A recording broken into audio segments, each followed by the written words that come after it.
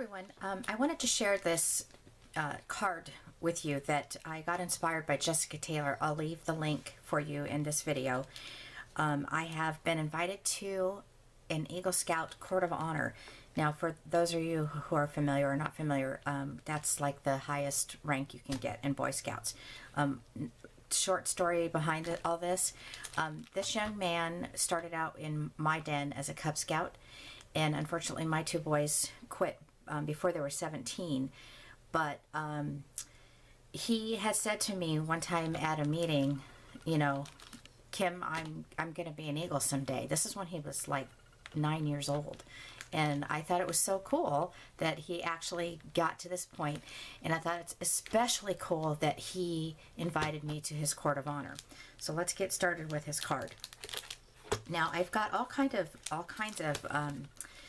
embellishments that I had put away to do my boys' Boy Scout scrapbooks, and unfortunately they didn't make it to Eagle. So I am going to be using some of these embellishments, and then I have these in here I'm not really sure I'm going to be using.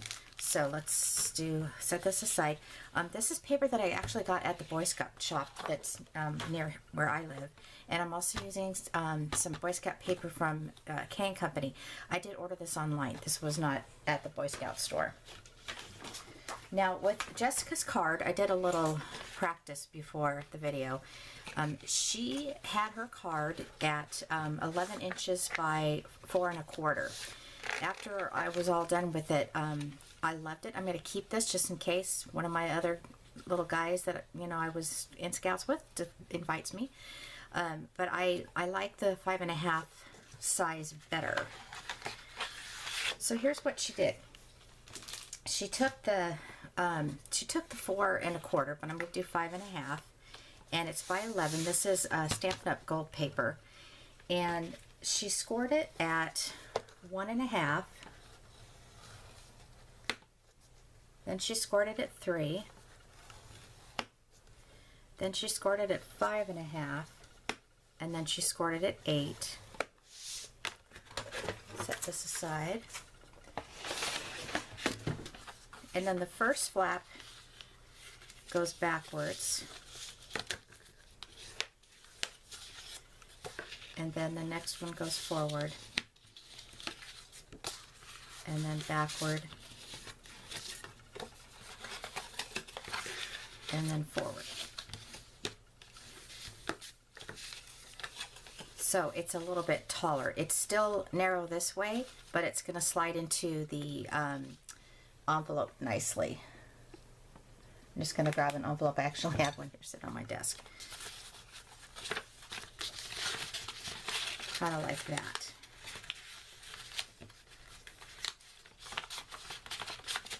Okay, so, and then this would be the smaller one, which is fine. It's perfectly fine. There's absolutely nothing wrong with it. It's all a matter of what you want to do. All right, so let's bring this back out. Another thing that I'm doing differently than Jessica is she put pattern paper just on the one side, where I'm going to be putting pattern paper on both sides. This piece is cut out at 1 1/4 by 5 1/4.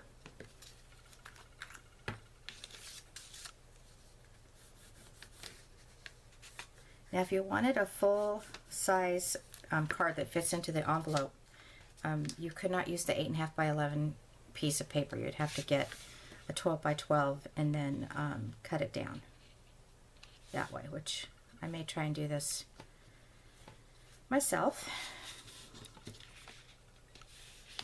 Okay, this is like thin scrap paper, so I have to be really careful when I'm moving it around that I don't rip it.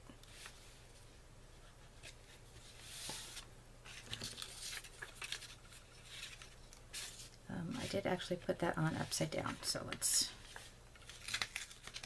try to get that up. It's got a very slight fleur-de-lis in it, you know, very light, not slight. I got to get that on the tips so that it lays down all the way. And I did notice it. I did notice it when I was cutting the paper, but I didn't notice when I was putting it down. So I have to make sure that I. All right, so my hands are so dry this morning. Nothing's doing working here. All right, fantastic. Now we'll put this one down, making sure I have it on the right way up.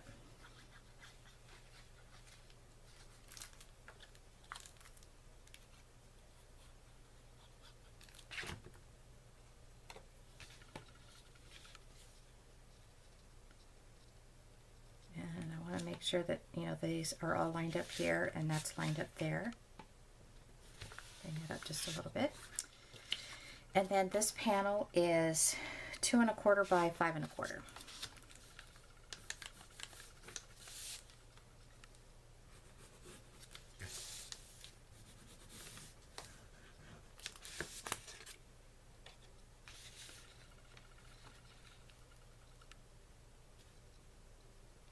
Making sure that these are lined up.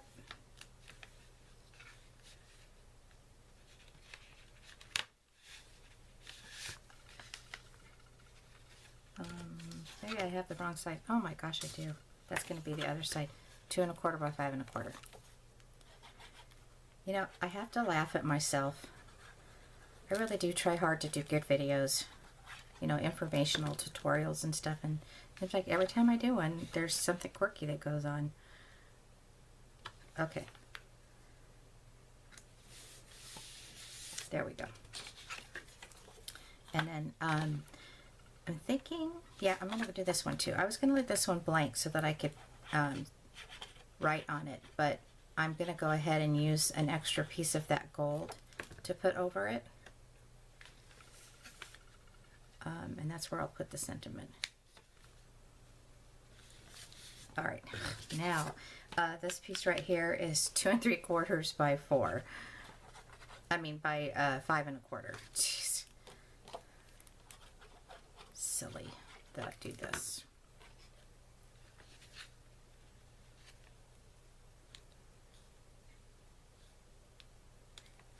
Okay, I like it. All right, so let's bring in our little stickers here.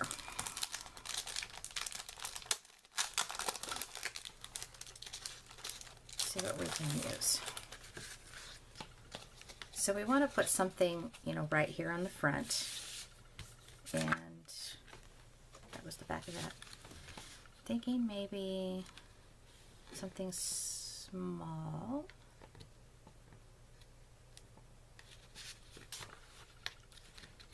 It's a sticker that's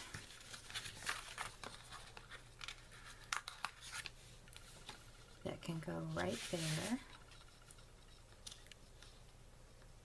It's stuck to my finger. There we go. Well, that looks nice. And then let's look at these a second.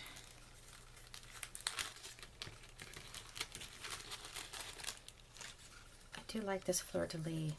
What else do we have in here? I think I got these at the Scout Shop as well. And I think I might put that one right there. Just so that it, actually this can kind of hang over if you want it to, because it's still going to fit into the envelope just fine.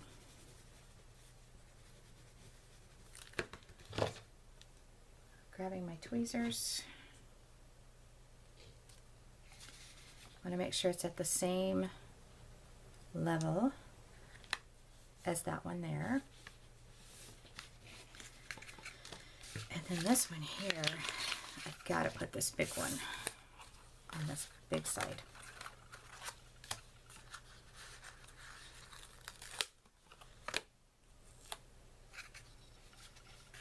Yeah, about right there. Okay, so that's the foundation of the card. Now, what my plan is, this is the scrap left over. I'm going to go ahead and cut it down just a little bit smaller, which would be probably, I don't know, 2 by 5 1/4, because I still want the pattern paper to show. And this is where I'm going to write my sentiment. Okay, that's the card. Again, check out Jessica's link, and you'll see how she did hers as well. Thanks so much for watching, and have a great day. Okay, so I was bound and determined to figure out how to make it so that the trifold card would be the full size of an A2 size card that would fit into a regular envelope. So my first thought was, you know, let's go over, ooh, just hit my lamp, a little bit of music there. Let's go over and make the base of the card 4 1/4. So I just took my 12" by 5.5" card and I went in 4 1/4. So 1, 2, 3, 4 1/4. And then from there, I just kind of, actually I ripped the paper there. I just kind of went, okay, now I kind of want it, let me pull this out here. I kind of want it about, you know, right there in the middle. So I went ahead and scored it. I went 3 inches in. So let's just do a quick measurement. And I did that twice. It's hard to see the score lines. There we go. I'm just going to do a little notch right there. And sorry about that, 1 second. Since this is just a sample, so 3 inches in. So that would make it 4 3/4. And then I went another 3 inches in because you want the matching panels. Now there is one slight difference of this card than the one that we just made. And then this would be a 1 3/4. And I'll show you what the difference is. I'm going to fold this over like this and like this, so you've got that tri-fold card part right there. But the difference is you're not going to have a double fold like, where's that card go? Oh, here it is. Let me put it in here. See how this flaps like this? This does not do that. So you would just put your pattern paper here, and then you can put a pattern paper here, one here, and then one here. And again, you know, the difference is just, I think it's like 1.5 inches, because I think this ends up being, yeah, this is 3 inches, and then this comes out to be your 4 1/4 by 5.5. So let's go over the measurements again. From a 12" piece, you're going to score at 1 3/4 from here to here. That's your score line. And then you're going to score at 4 3/4. And then you're going to score at 7 3/4.